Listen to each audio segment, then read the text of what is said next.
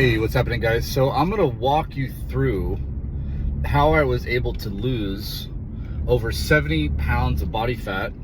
Also, how I was able to put on muscle. I don't know exactly how much, but probably have put on at least 20 pounds since I first got back into it in November of 2021. 25 pounds, something like that.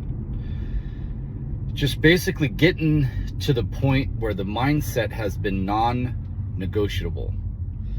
So this is where when you wake up in the morning and you say, I'm gonna go to the gym, or the night before, if you tell yourself, I'm going to the gym, and then the morning of, there's some excuse of why you can't go. You're feeling too tired, you're too busy, you have too much work or whatever.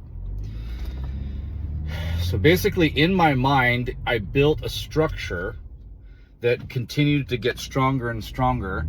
And sometimes in the beginning, the structure was not strong enough to handle the negotiation. So this is a step-by-step process of strengthening the mind, so that when you go to negotiate, there's no negotiation. You just do what you said you're going to do. You follow what you said you were going to do.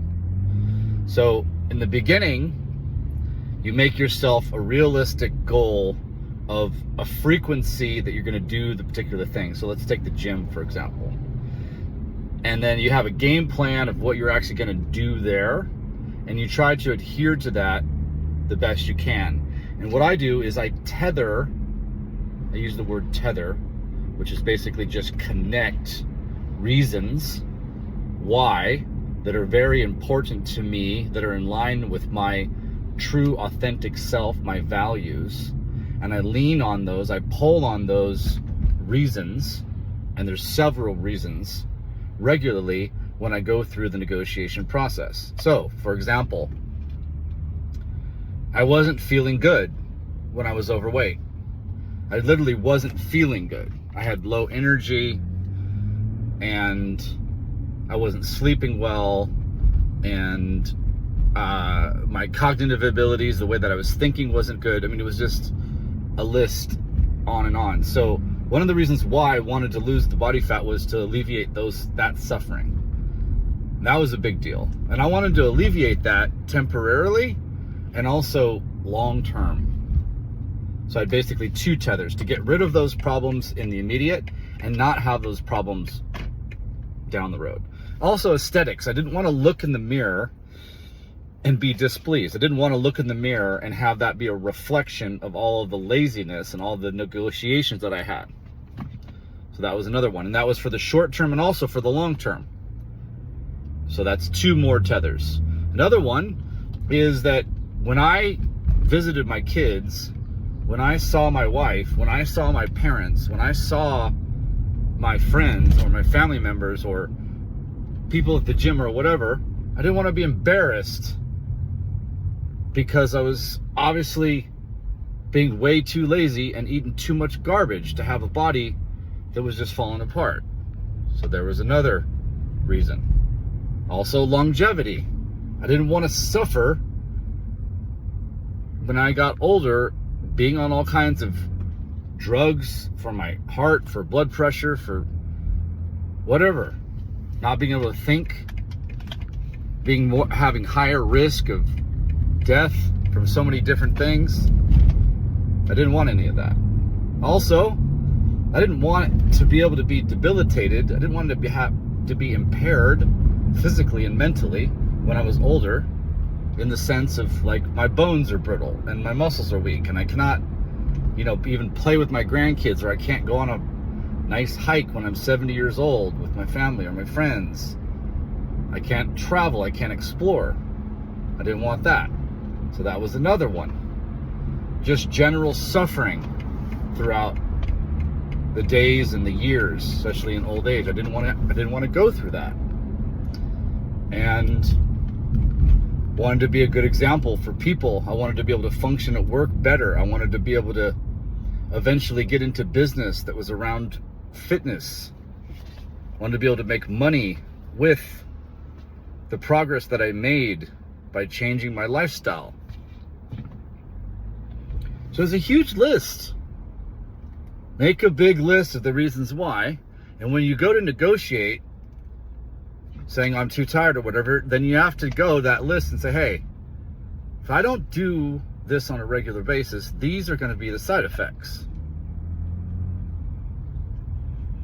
And so you go regularly knowing, especially when it's difficult for you to go, is the times that you need to. Because those are the times that are weakest in your mind. And the only thing you really need to do is strengthen the mind, because the strong mind is going to translate to the strong body. It's going to translate to making the healthy decisions which help you with longevity and help you with your aesthetics and help you with your performance and help you to be a good example for the people around you, helping you in your business. The daily habits that aren't being negotiated.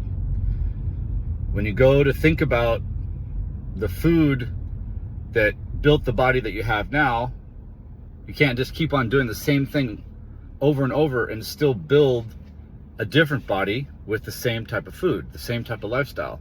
So you have to have logic. You have to be educated and understand this food built this body. This food built these habits, built this lifestyle. It's part of it. It's a big part of it. The exercise and the food are a big part of this whole entire equation. So these are the kind of things that's going through my mind. So now I'm building the structure. I'm building my ability to be able to stand the pain of doing something that I don't want to do. This is the strength of the mind. I don't want to go to the gym because I'm sore, I'm tired. I'm not going to be able to perform well because I haven't been going. There's pain there. The pain of boredom, the pain of repetition, the pain of not getting the results, the pain of going through so much pain and the body's still not changing, the pain of not being able to eat what I want and the body's still not changing. You have to know it's a process. It's a molecular process. All the cells, all the molecules, all the atoms of the whole entire body are, old ones are dying, new ones are being rebuilt with superior structures, with superior performance, with a different form. The body's reforming itself according to the new lifestyle, but this takes time. And so you have to earn it. And there's going to be some pain and suffering that you have to go through. That's the currency. You have to know that's the currency. That's always the currency with all these different things that you earn. Everything. Business, in relationships, with your nutrition, with your exercise, for your meditative practices, all of them. That's the currency. That's what people don't want to hear and that's what people don't like. That's why they want to get on the pills to just drop the weight. They want to have some type of miracle drug that just makes it so that they're not hungry. But what they're not understanding is that this is weakening the mind. And the whole point is to have a strong mind so that you can apply that to all the different aspects of your life. Just because you took a drug that made it so you weren't hungry, so you didn't actually have to do the hard work of being hungry and saying no to the food even though you're hungry and working out even though you're hungry, which builds up a strong mind, and eventually the hunger lessens because you've earned that ability. Instead, you just take a drug. Now you've taken the easy way out because it doesn't build up the strong mind. So that's not going to help you when you go to build the muscle. That's not going to help you when you have a hard conversation with your wife about something that's important. That doesn't help you when you want to go focus on your meditation. That doesn't help you when you're trying to make money in your business. Now, of course, there's some extreme circumstances where the person's like so overweight and they need some assistance. Sometimes you might need some assistance like that. Maybe sometimes you're going to need the assistance of caffeine, or there's ways to ease into this so it's not too crazy. So what did I do as far as the diet was? How did the diet go? I think I discussed this on another video. I was eating all of this cooked food that was heavy, tons of calories, tons of fat, tons of salt, plenty of sugar. And so I did the 5% rule. I switched out 5% of the volume of the food for raw food, like some salads or some fruits or some nuts or some seeds or something that was just full of vitamins and minerals and fiber that was healthy. 5% for like a week. Now the body has now built itself around 5% healthier. And then couple that with some exercise. Just getting into the gym and moving the body. Not that hard of a workout. Full body workout, little bit of cardio, not too much, not too hard. So I don't freak out my weak mind and just make it run away for dear life, for all the pain that I'm putting it through. It's gonna rebel and say, no, we can't do it. That's why you don't shock it too much. Just like a young kid, you don't just discipline the kid like crazy. It's gonna be overwhelmed. The brain's gonna freak out. You gradually get them into a routine. It's the same thing with the mind. When the mind's a little baby, because you've babied it too much for too long, it can't handle it. This is 100% of the time across the board on every single human being. If the mind is super, super weak because it hasn't been tested, it hasn't been challenged, then it's not going to be able to handle big things. So you can gradually train it, tame it, build the structure, build the strength. And so another 5%, and then another 5%. Eventually it was 50% raw healthy food and 50% heavy food, and it just went like that. And then I just started making different tweaks to it. Started adding different things, intermittent fasting, eating smaller portions, eating lighter amounts, not eating as heavy of things like the nuts and the seeds and the avocado, and putting in berries instead, but it was still the same amount of grams. Adjusting, and now I finally dialed into basically what I conceive of is an extremely good diet for me. All raw food except for the protein. For me, being vegetarian, protein powders, they do the trick for the muscles. And if you don't need to build that much muscle, then you don't need to have as much protein. But I'm building significant amounts of muscle, so I'm doing 1+ grams, 1 to even sometimes 1.5 grams of protein per pound of actual body weight. So I'm 200 pounds. So that's 200 to 300 grams. It's a lot. But 100 in the morning, 100 at noon, 50 at 3, 50 at 6, and then the rest of us just eating raw food. Salads, fruits, a little bit of nuts and seeds, avocados, olives, healthy fats for health, a little bit of carbohydrates for energy, and protein for the muscles, and then tons of vitamins and minerals and all these different things. So it works out great. Walking a lot, walking and working. This is the way that you build the structure of the mind, the strength, step by step, slowly but surely.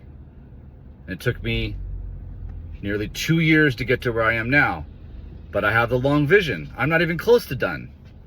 Now there's going to be another 2 years of sculpting and building and refining in all areas. And you'll check it. In a couple of years, there'll be significantly more progress, even though there's been so much progress already. And I'm very proud of the distance that I've created between the old self and the new self. I'm not even close to satisfied. And I'm not ever going to be satisfied, because I'm always going to want to shoot for improvements, because there's always an improvement that you can be made. And there's a lot of pleasure in making improvements to yourself, making improvements in the way that you do your service. There's always new projects, always new ways that you can help people. That's why this is endless.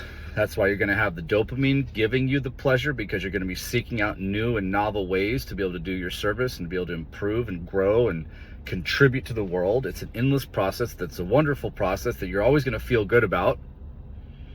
You're going to have a body that's going to serve you. You're going to have a mind that's going to serve you. All right, let's get this.